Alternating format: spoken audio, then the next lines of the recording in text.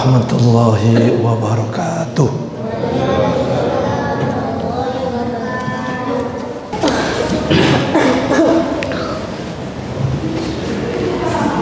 Innal hamdalillah nahmaduhu wa nasta'inuhu wa nastaghfiruh wa na'udzu billahi min syururi anfusina wa min sayyiati a'malina. Man yahdihillahu fala mudilla lahu wa man yudlil fala hadiya lahu. Asyhadu an la ilaha illallah wa asyhadu anna Muhammadan abduhu wa rasuluh. Allahumma salli wa sallim ala sayyidina Muhammadin wa ala alihi wa sahbihi ajma'in, amma ba'd. Fa ya ayyuhal khadirun rahimakumullah, usikum wa nafsi bi taqwallah faqad faza man ittaqa. Faqad qala Allah ta'ala fi kitabihil karim, a'udzu billahi minasy syaithanir rajim, bismillahirrahmanirrahim. Ya ayyuhalladzina amanu taqullaha haqqa tuqatih wa la tamutunna illa wa antum muslimun. Shadaqallahul azim wa sadaqa rasuluhun nabiyyul karim wa nahnu ala dzalika minasy syahidin. Para hadirin jamaah salat Jumat yang dimuliakan oleh Allah Subhanahu wa taala, pada kesempatan yang penuh berkah ini mari kita bersama-sama memanjatkan puji syukur kehadirat Allah Subhanahu wa taala dengan mengucapkan alhamdulillahi rabbil alamin atas segala karunia dan nikmat yang Allah berikan kepada kita. Begitu banyak sekali nikmat yang Allah berikan kepada kita, sehingga andaikan kita berupaya menghitung, maka kita tidak akan mampu menghitungnya. Terutama nikmat iman Islam, yaitu nikmat yang saat ini kita bisa wujudkan untuk bisa hadir melaksanakan salah satu kewajiban kita, yaitu sholat Jumat di Masjid Darul Arqam ini. Mudah-mudahan kita termasuk hamba-hamba Allah yang pandai mensyukuri nikmatnya, karena insya Allah apabila kita menjadi hamba Allah yang pandai mensyukuri nikmat Allah, maka la in syakartum la azidannakum wa la in kafartum inna adzabi lasyadid. Semakin banyak kita bersyukur kepada Allah, insya Allah kita yakin Allah akan semakin banyak memberikan karunia dan kenikmatan kepada kita semuanya. Para jamaah yang dimuliakan oleh Allah Subhanahu wa taala, salah satu wujud syukur kita kepada Allah, maka mari kita terus meneguhkan komitmen kita untuk meningkatkan kualitas keimanan dan ketakwaan kita kepada Allah Subhanahu wa taala. Jangan sampai iman kita terlepas dari diri kita masing-masing.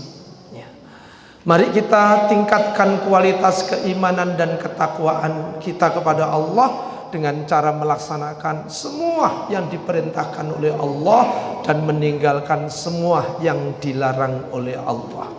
Hanya dengan cara itu kita akan menjadi hamba-hamba Allah yang fid dunya hasanah, juga wa fil akhirati hasanah, dan insyaallah wa qina adzabannar.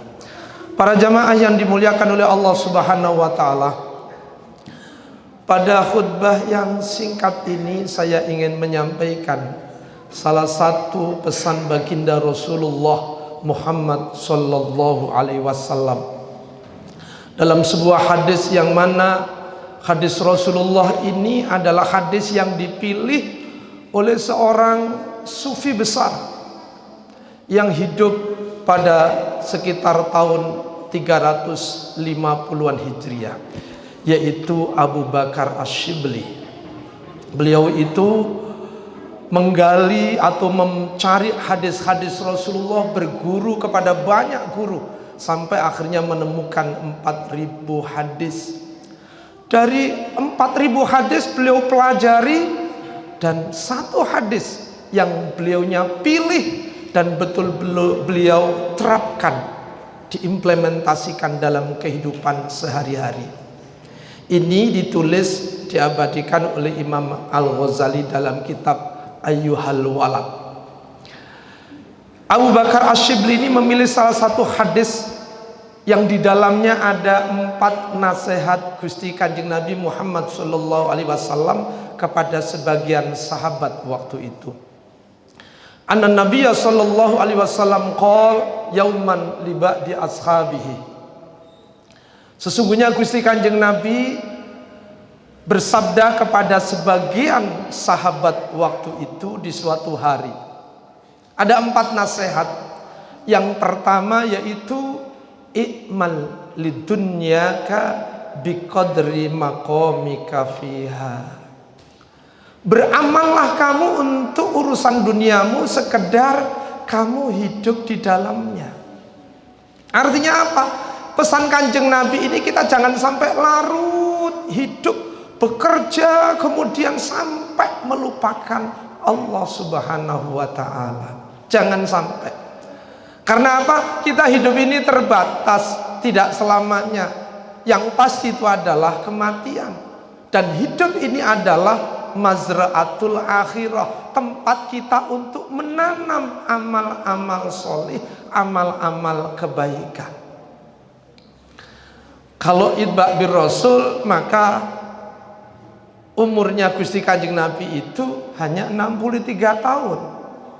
Bahkan Gusti Kanjeng Nabi nate bersabda, hasadu ummati ma baina sittin wa sab'in. Panennya umatku itu adalah antara umur 60 sampai 70 tahun.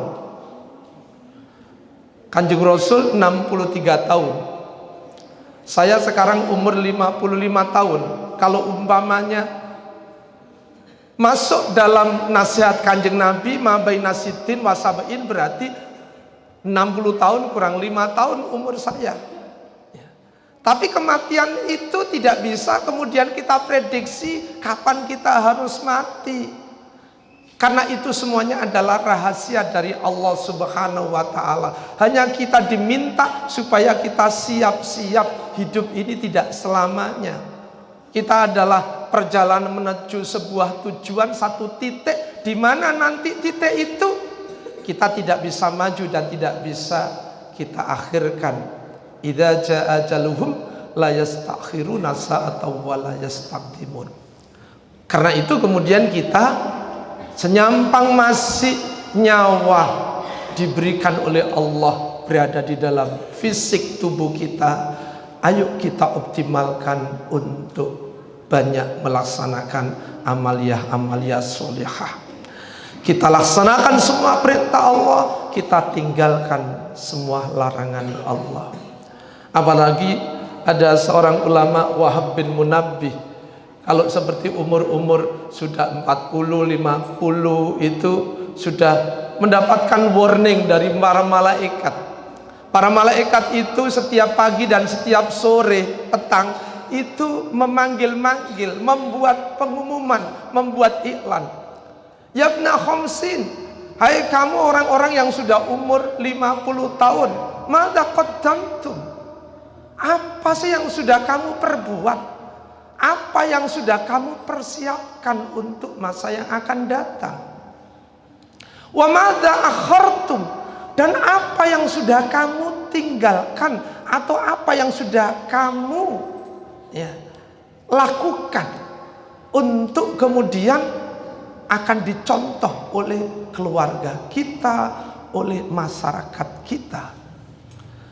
Kalau apa yang sudah kita lakukan kemudian kita wariskan kepada anak-anak cucu kita, misalkan berupa harta yang kita miliki, maka belum tentu harta itu akan menjadi milik kita, kemudian nanti akan kita bawa untuk mati kalau kita tidak hati-hati menginfakkan harta yang kita miliki.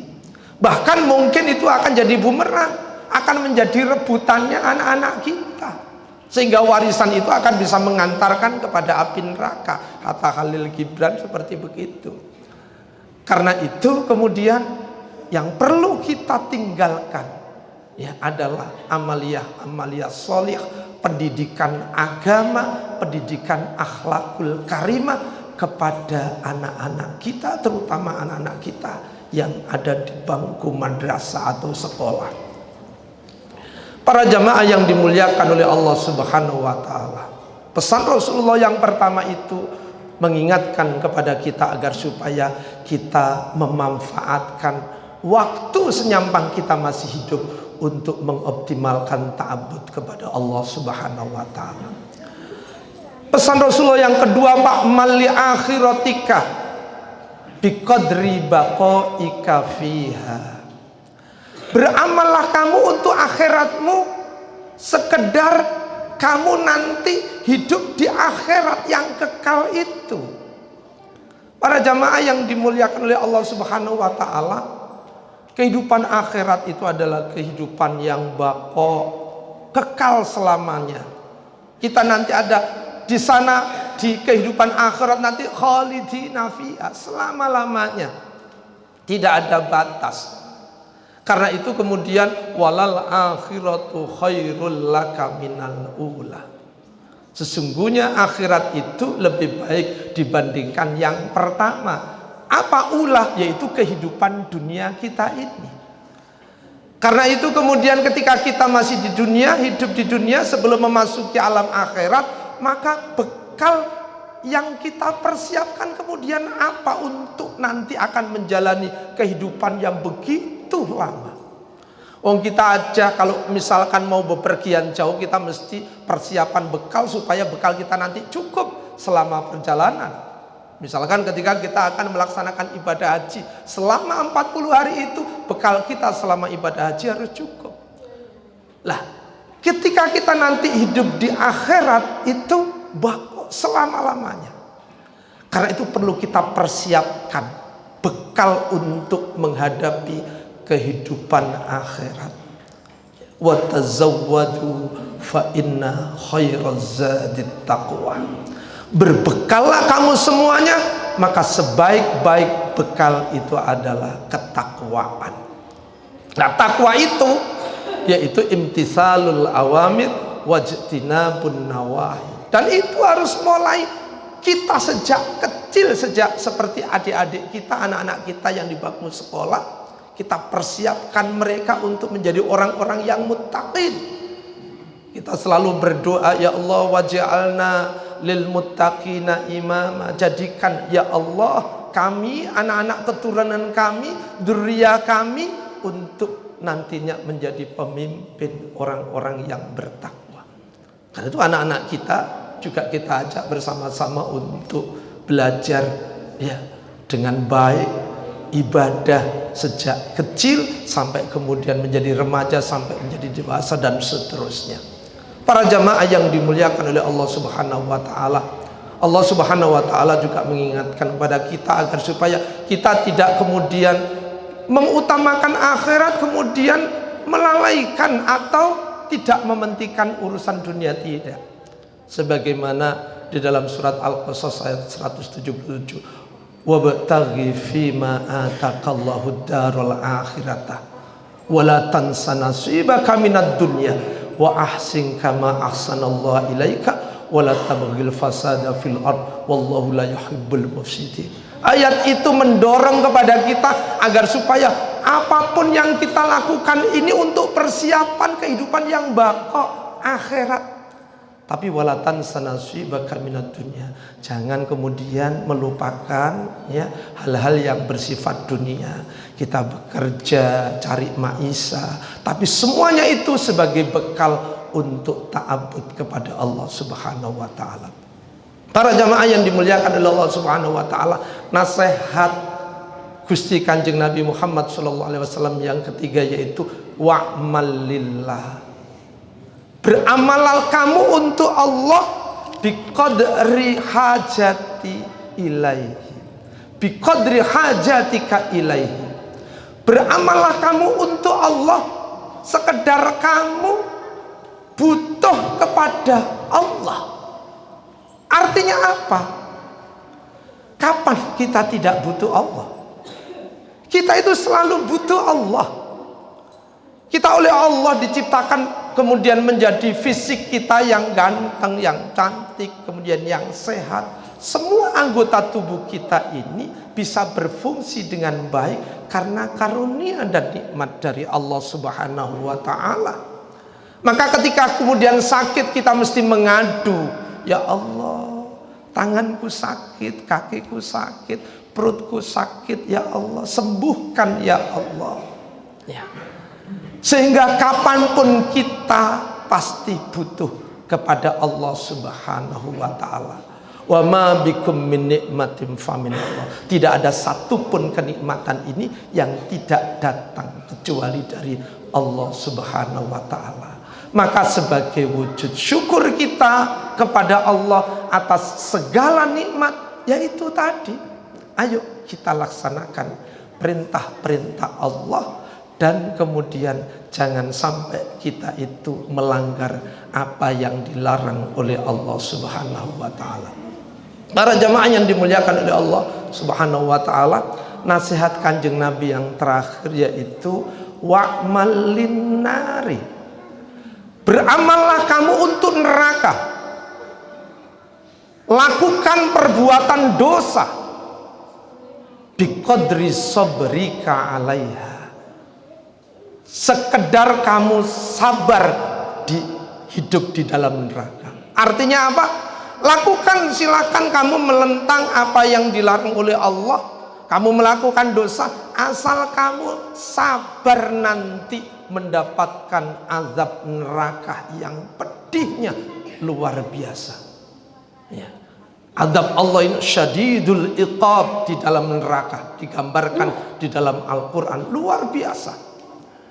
Itu kalau kita misalkan merokok, kena latunya rokok saja, apalagi kemudian diconyok rokok, api dunia berupa rokok, itu sudah panasnya luar biasa. Apalagi kemudian kita nanti api neraka jahanam.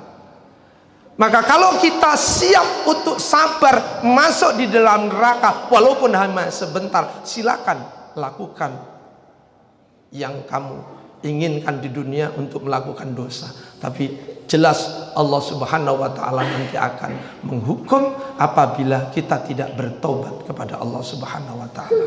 Para jamaah yang dimuliakan oleh Allah Subhanahu wa ta'ala, kita ini manusia yang lemah, tempatnya khilaf, lupa, lalai. Al-insan mahallul khata' wan nisyan. Manusia itu tempatnya lupa, salah, dan lalai. Karena itu pasti kita selalu banyak melakukan dosa. Karena itu kemudian pesannya Allah, setiap kali kita melakukan kesalahan, segeralah kamu untuk memohon ampun kepada Allah Subhanahu wa ta'ala. Ya. Allah memerintahkan kepada kita agar supaya kita selalu bertaubat, memohon ampun kepada Allah Subhanahu wa ta'ala. Tubu ilallahi taubatan nasuha. Kalau memang itu hal-hal yang ada kaitannya dengan hablum minallah, kita beristighfar, tidak akan mengulangi lagi apa yang dilarang oleh Allah Subhanahu wa ta'ala. Kemudian apabila itu ada hal-hal yang kita ada kaitannya dengan hakul adami, maka kita meminta ikhlasnya kepada saudara-saudara kita, dan kita sudah komitmen untuk tidak mengulangi lagi perbuatan kita. Apabila 4 nasihat itu kita laksanakan menurut Imam Abu Bakar Ash-Shibli, maka insya Allah kita akan selamat, kita akan bahagia hidup kita di dunia, utamanya kelak hidup kita di akhirat nanti. Mudah-mudahan kita menjadi hamba-hamba Allah yang pandai bersyukur, dan kemudian wujud syukur kita implementasikan dalam bentuk amaliyah sholihah, sebagaimana sabdanya Rasul, badiru bil a'malis sholihah. Ayo kita terus berupaya, berlomba-lomba untuk melakukan kebaikan, bersegera berfastabiqul khairat, berlomba-lomba untuk selalu melakukan kebaikan.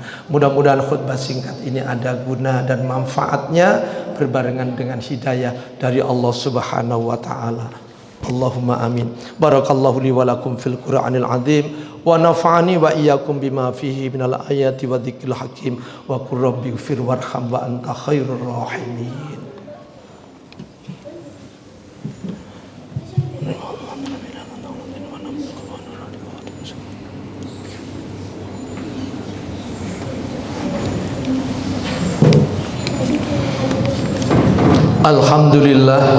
Alhamdulillahilladzi anzala rasulahu bil huda wa dinil haqq yudhhirahu 'alad dini kulli walau karihal kafirun. Asyhadu an la ilaha illallah wa asyhadu anna Muhammadan abduhu wa rasuluh.